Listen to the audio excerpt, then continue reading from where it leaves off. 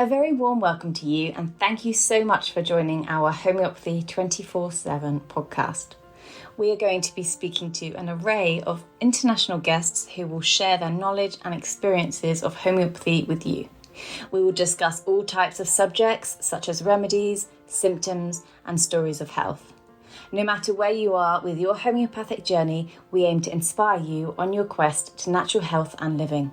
The podcast is brought to you by Mary Greensmith, the founder of Homeopathy 24/7, which is a global platform connecting you with a homeopath wherever you are in the world, 24 hours a day. So let's get started with today's chat. Please welcome Mary Greensmith. Hello, welcome. Thank you so much for joining us today. And I'm really pleased to be able to welcome back Susie Cornelly-Bale. Lovely to see you. How are you doing? See you too, Mary. I'm doing well. Ireland is raining today, but we had a beautiful few days. So our spring is emerging. It is. I was so pleased this morning to be able to pick flowers from the garden and bring them inside. So it's definitely coming. It's definitely coming very quickly. We really need it. It's been a long winter. It has. So today we're going to talk about perimenopause. It's a brilliant topic to talk about because actually we don't talk about it that much, do we? No, and when you think back generations, our mothers, our grandmothers, first of all, I don't think they even realized what was going on with their bodies and the changes that were occurring. And it definitely didn't pass down any wisdom down my generation lines. And I think that's fairly common. I think a lot of women don't have any information. They don't really know that that's what's happening to their body. And also that brings up the question really, well, what actually is happening? What are we likely to experience? We know that people talk about hot flushes during menopause, and we know that people, go through a change. But let's talk about actually those previous years when perhaps your cycles start being a little bit more irregular. And I know that some people, have huge amounts of blood at this time, and other people just get less and less. So let's talk about what's happening during this lead up to the menopause. So it can start as early as mid 30s, and people are not aware of that. Or more often, late 30s to early 40s. And it can go on for a decade or more. Yeah. So you could see, as you said, irregularity in your period. Sometimes they speed up. So the cycle shortens as the progesterone dips. And sometimes there's more heavy bleeding, more erratic symptoms, mid-cycle bleeding. Fatigue, there's quite a long list. Fatigue would be a common one. The hot flushes tend to happen later on in perimenopause, but at the early onset, you will get more adrenal fatigue, fatigue of the body, brain fog, forgetfulness can start to set in, and lower libido.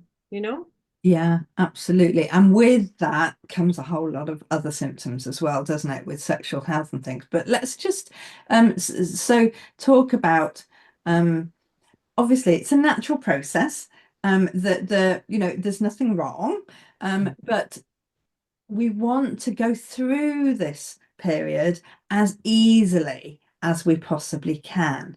So how can homeopathy help with this? Because it's a natural process, it's not a disease.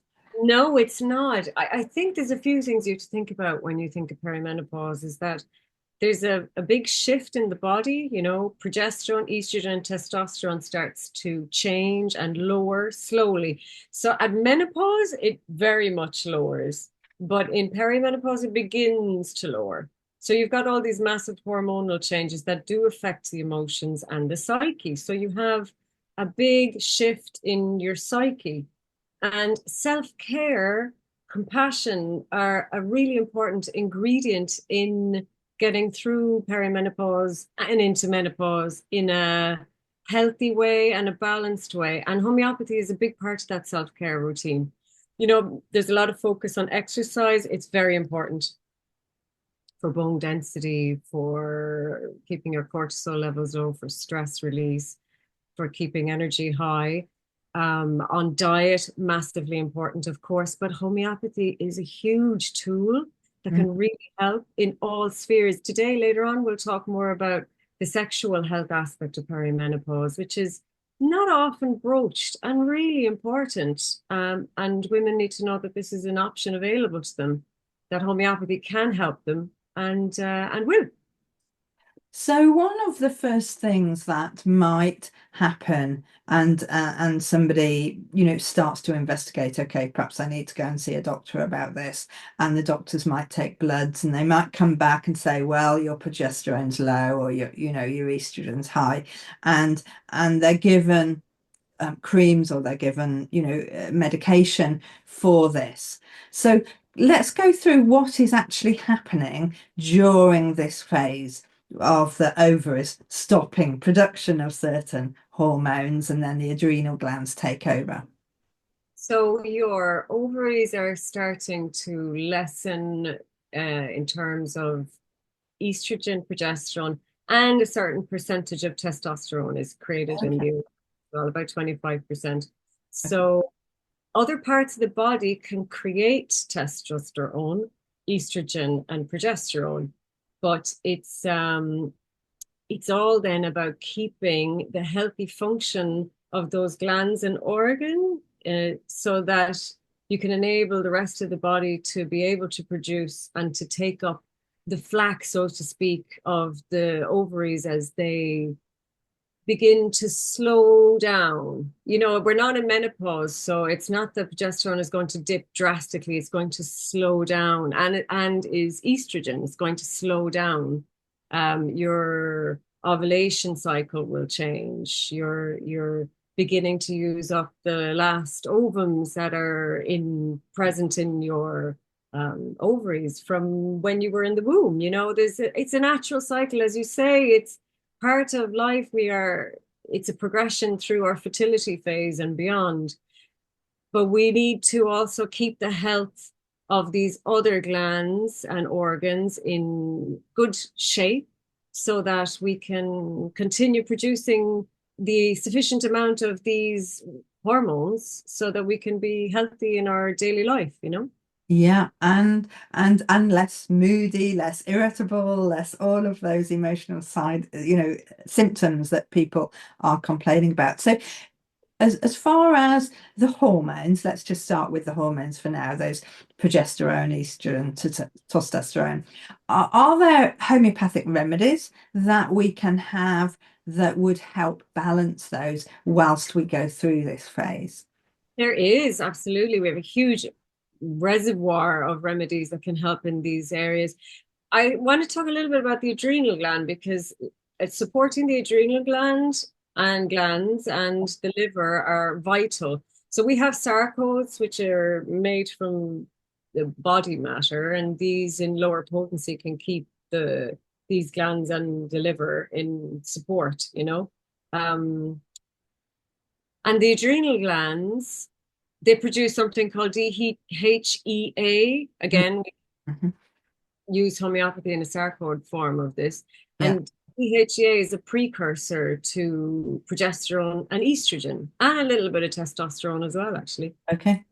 So, but if the body is out of balance and the adrenal glands are under too much pressure from life, and that's including present and past life. So your adrenal glands carry your history, your information, your life. So you've had shocks, traumas, chronic ill health of one kind or another, or you've been overworking and overstressed for years. Your adrenals will carry that information. They might not be in the best of balance or the best of health. So we can come in with our remedies to support that. Modern medicine doesn't have a lot available, but homeopathy has a lot available. We have sarcodes, but we also have a whole pool of remedies that we can use to support this as well. It's really interesting, isn't it? Because actually, when you're thinking about our adrenal glands, and we think about our adrenal glands quite a lot with the stress, the reaction of stress and panic attacks and things like that, where our adrenal glands are releasing huge amounts of hormones that set us up into fight or flight. And of course, it makes sense that if your body is used to doing this all Yeah. the time, it is less able to be producing the new estrogen and things that it needs as you go through this whole period. So that really makes sense to me, to actually start with what organ support are you in need of now. Yeah, I mean, we literally, through stress and history of stress, block the production of these very important sexual hormones Yeah. as we go through perimenopause.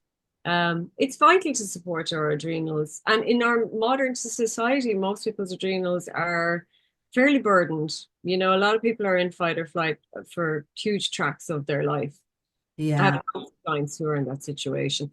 And the adrenals affect the thyroid. So you've got this communication flow between the ovaries, the adrenals, and the thyroid.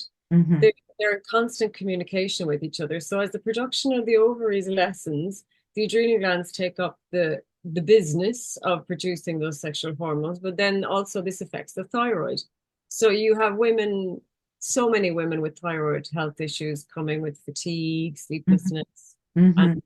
mood issues, serious mood issues Yeah. that are based around that axis, that there's a dysfunction there at the lower level, which could be the adrenals. So in so many senses, yes, supporting the thyroid if needed, but the adrenals, it's basic. It has to be part of the perimenopausal package of self-care, you know. Okay, so just understanding then that when people come to you and they're feeling, okay, I need to do something and I need to do it for the sanity of the whole family right now. Um, Are you saying that when they start describing their symptoms, how they're reacting emotionally and physically to life, to things around them, that you can then distinguish which organ is going to need support and which organ is likely to lead to a specific remedy for you? Yes, definitely. You have your constitutional remedies that will match a person and their particular individual symptoms, but you also have general pictures that are created in this perimenopausal phase of life because of the change in hormones. So adrenal support, liver support, and supporting the microbiome. You see those three pictures very regularly in patients. That being said, patients will need individual constitutional treatment as well. So Oh, there's a general picture because it's a phase of life that's natural to all of us, and then there's an individual picture because we experience it differently. We will have different symptomology. We will emotionally be feeling different, and different issues possibly from our lives can come up for healing at this time as well, and that's down to the individual, you know. so let's take the liver. Tell me Mm. a little bit more about where the liver fits into this picture. So our liver is it processes hormones, as our estrogen. I suppose to try and keep it as simple as possible. Our liver it cleans and cleanses. So if there's bacteria overload, if there's toxicity from drug use, medications, from environmental factors, our liver takes the brunt of that, or heavy metals, or even parasites. There's a lot that the liver processes and helps us with. One of its function is synthesizing cholesterol, which is really, really important to the adrenal glands. DHEA comes from, which is created in the adrenal glands, which is a precursor to progesterone and estrogen, is created using our cholesterol levels. So we need to keep our cholesterol levels as balanced as possible. Our liver is the main guy for that. He's the guy that's going to do the proper functioning. And then the other part of it is that as you approach later in your perimenopause, progesterone dips more drastically than estrogen. Yeah. So you can lead to the situation in the body of estrogen dominance, and it is the liver that can process the excess of that estrogen and excrete it safely, so that you're keeping this dynamic flow of balance. Our hormones are constantly in flow. We have a constant dynamic energy going on. So our liver is key to keeping that balance between the two. And it actually can produce small levels of these hormones as well itself, you know. Okay, so what you're actually saying is that what we usually or would find is that progesterone levels tend to drop, which means that people are noticed they've got higher estrogen. But instead of lowering the estrogen, what we actually want to do is increase the progesterone so that they're more balanced. To increase it, but also that the body then can basically break down the excess of estrogen. Okay. Estrogen dominance is quite prevalent in our society at the moment because of in plastics and in different environmental issues. We have a lot of this kind of, it's like a fake estrogen. Yeah. So this and the fact that the liver might not be up to the task of excreting and breaking down the excess means we have estrogen dominance. Now, that really just means that you have a whole heap of symptoms. Yeah. Fatigue, hot flushes, sleeplessness, particularly affects the sleep cycle, mood swings, irritability, brain fog, huge brain fog. Yeah, so these are symptoms of estrogen dominance. And the key to helping with that is support your liver. Okay. Okay. Interesting. Yeah. So what you've said really is that you're likely going to need a constitutional remedy that helps with the whole balance of your whole system. You're going to need an organ support remedy. And then you mentioned microbiome as well. Tell me a little bit more about where that fits in.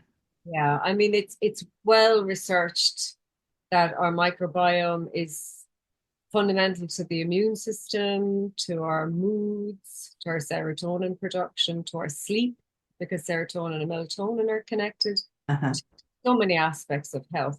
But also, when it comes to perimenopause, the microbiome also will help in production of a small amount of these sex hormones as well. So if the microbiome is not up to its optimum level of functioning, then it will not be able to secrete those small amounts. So our whole body, as it changes, takes up the task of producing and keeping some balance. There's always going to be a lowering of these hormones. It's unavoidable and natural in the way nature intended. But we need all the balance of the microbiome, the liver, the adrenals, and the fat cells, and even the skin in the body. All of the whole of the body helps in the production of these three sex hormones, so that we can maintain all of the vitality that we need to for life, the reaction to stress, the ability to rise up to a daily busy life. Because the reality is most women in perimenopause are very busy. Yeah, absolutely. It's like the prime time, isn't it? They are so busy. They may have children, they have jobs, careers, partners. They're also in the middle between the two sides of life. So they may have children of one age or another, and they also have their elderly parents they may be trying to support. So it's a very busy time of life. Yeah. And a really important time to keep the eye on the ball and keep self-care as part of the natural day-to-day of your routine. Okay, so I love the way that you've described it, because it's almost like, look, you've been through 40 years of your life, you're nearly halfway there, sort of thing, and your body is just kind of getting tired and it's going to start going through this change. And what you really need is a boost, is a vitality, just to rebalance everything and get it going again. And just so, you've got another 40 or 50 years to go. So we might as well balance it up now, hadn't we? Exactly. Why not start now, while when the body needs the routine of self-care with remedies, exercise, diet, they're all equally important. And unfortunately, a lot of women don't realize that homeopathy is there to help them, and they have no option but to go for medication, and HRT is on the rise. And in Ireland, it's free now on our HSC service, which means that women are availing of it. And there's other pitfalls with HRT. Yeah. So it's great to know that homeopathy can be there. It's kind of just postponing the inevitable, isn't it? That's the trouble. You've got to go through it sometimes. So yeah. Let's talk about some of the sexual health issues, because this is a time where a lot of things come up. We've got cystitis, we've got vaginal dryness, we've got maybe loss of libido. So how can homeopathy help with these situations? I find very often that women haven't even managed to talk about some of the sexual health issues that are going on for them, and it really affects their lives, their partnership, their expression of themselves, of their sexual selves, of their creative selves, which is a huge part of us as women, and there's so many supports in the remedies that can help in all of those three issues, that it's great to think about them. And we could talk a little bit about the remedies that are for individuals. Okay. How they can support us and boost us, So I suppose vaginal dryness is probably one of the first ones that I see really regularly in practice, to a greater or lesser extent. To the extreme, women have cracking and bleeding of the vaginal and vulvar walls, which is, a really intense situation to have to endure. And then to a lesser extent, you have just dryness of the general body that can happen as you go through perimenopause. As the estrogen and testosterone particularly change, it changes the tissues of the vaginal wall, and the area, the organs, the vulva they start to thin, and the secretions are less through this estrogen change. So again, back to our liver and our adrenal glands to support keeping the estrogen balance up. But so this can happen, and then the body can have an overall dryness, not just of the vaginal wall, but the eyes, the skin, the hair, all of this. But we have remedies that can help us. So if we had a client, for example, that came and she said to me, okay, I have dryness and soreness of this area, I'd ask for more specific details. I'd say, okay, so is it itching? What kind of feeling is it? Where is it located mostly? What is the discharge like? All those questions. And that would lead us to our remedy choices then. Okay. So there's many remedies. I just picked a few that I see regularly. Sepia, it's a massive friend to women. And it helps with the progesterone balance. Actually, its twin would be pulsatilla. Sepia, there's a general picture of sepia of a woman who's tired. She's had a lot of work in her life with her family, her loved ones, her job, and her energy is flagging. The thyroid can be affected there. Sepia can boost this because it's from a cuttlefish. Sepia is from a beautiful animal of the sea, and there's a certain amount of iodine in this cuttlefish, which helps boost our thyroid. So sepia can help us from that drag down sensation, that being flat sensation. It can boost you up.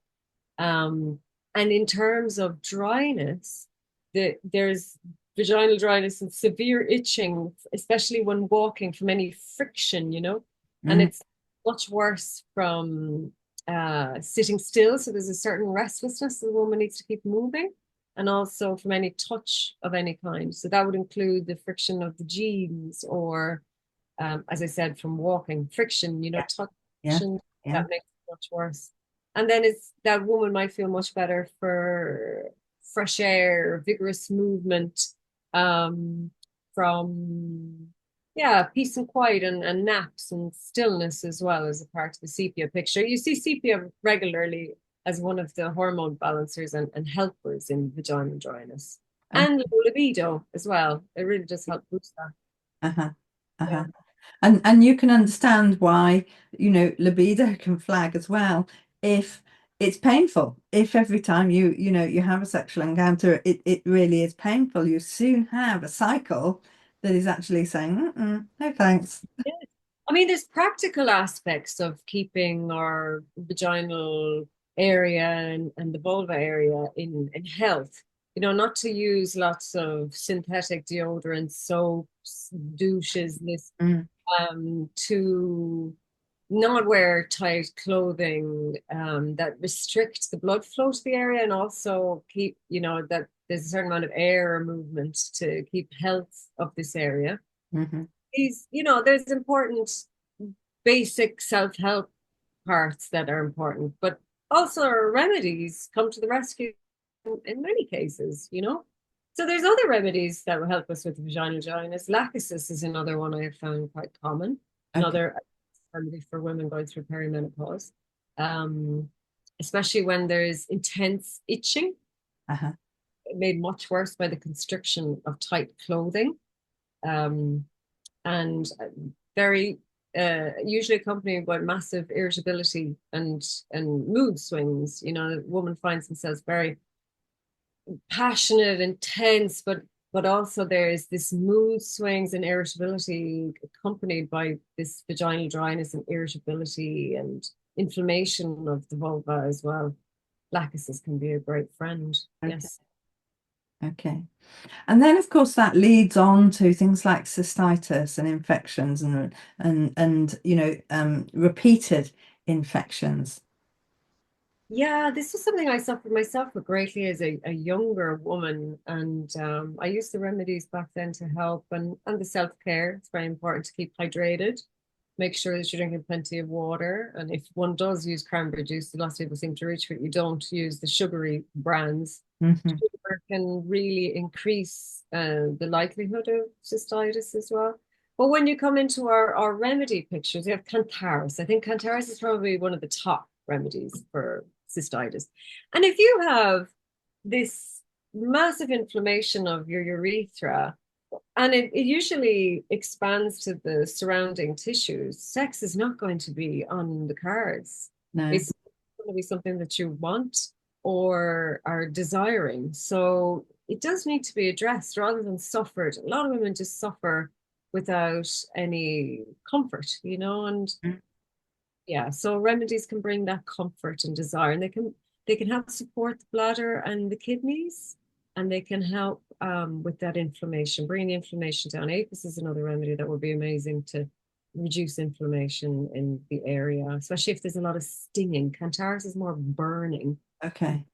Apis will be more stinging. And Staphylococcus aureus. I mean, Staphylococcus aureus is a woman's friend as well. Cystitis sometimes can also come not just from interior pH balance being affected, and estrogen lowering affects the pH balance of the area.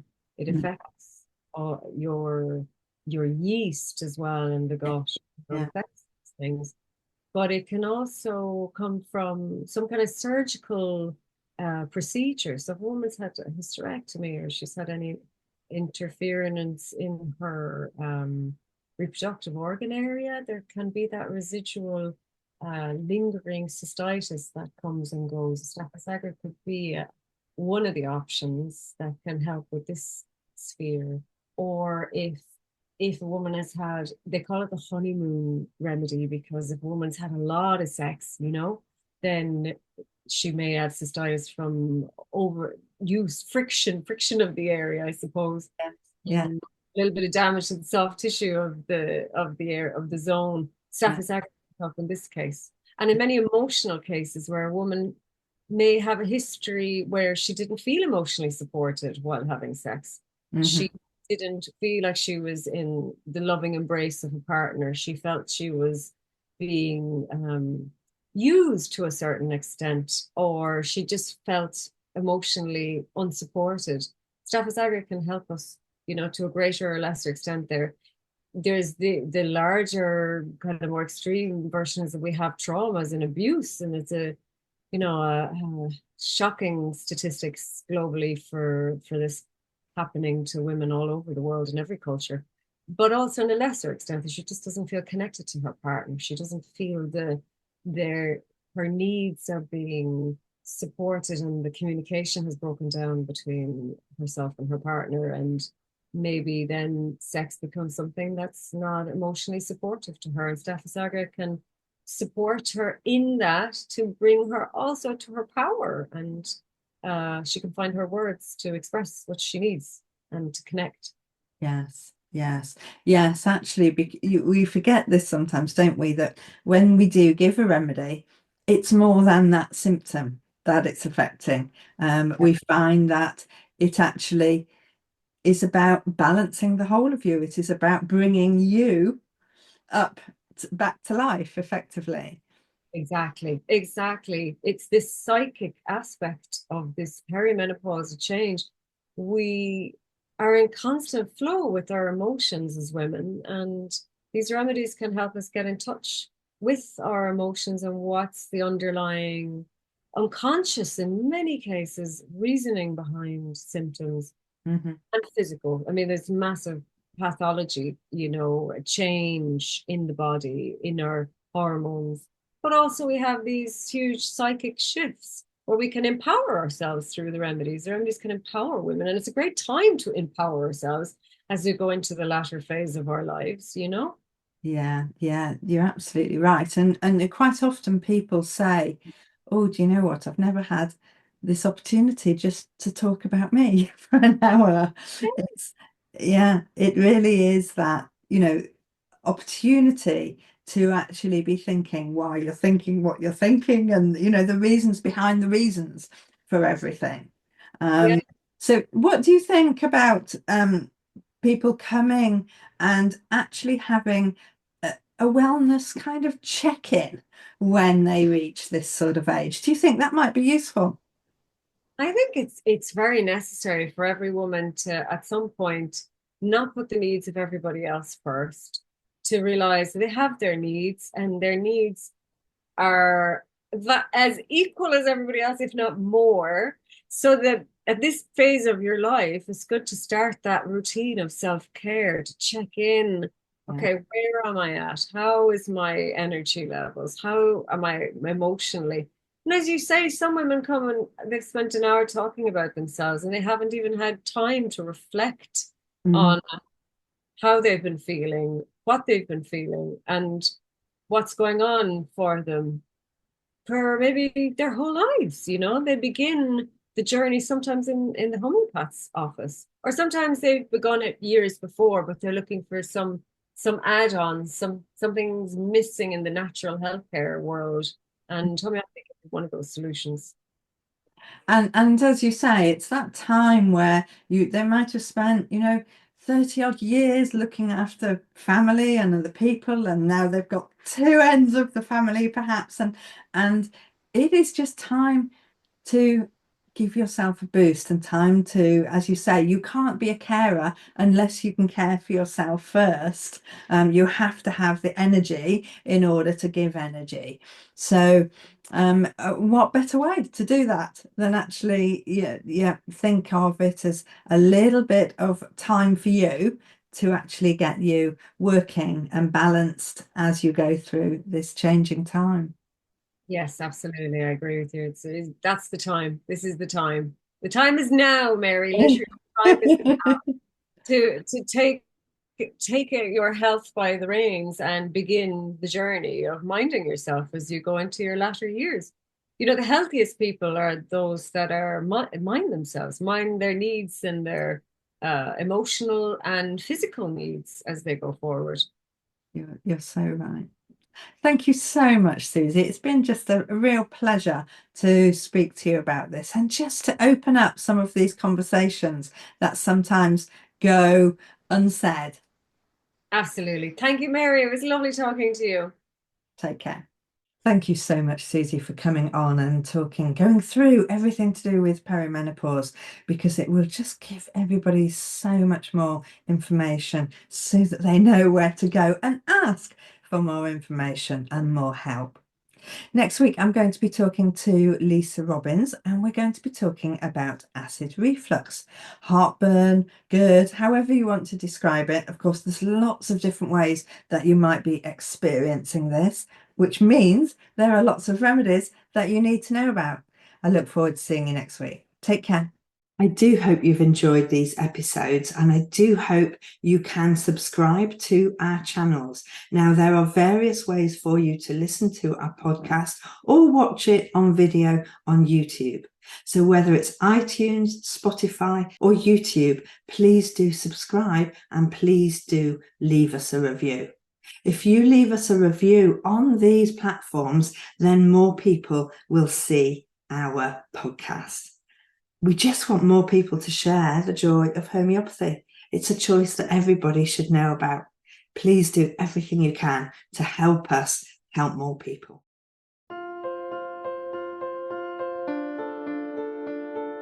We hope you enjoyed today's episode and look forward to listening to our next one. Please don't forget to follow our podcast on your chosen channel, and please do leave us a review so we can continue to share homeopathy with as many people as possible. If you do have any questions, please do reach out to us on any of our social platforms mentioned in the show notes. We at Homeopathy 24/7 hope to empower you on your natural health journey.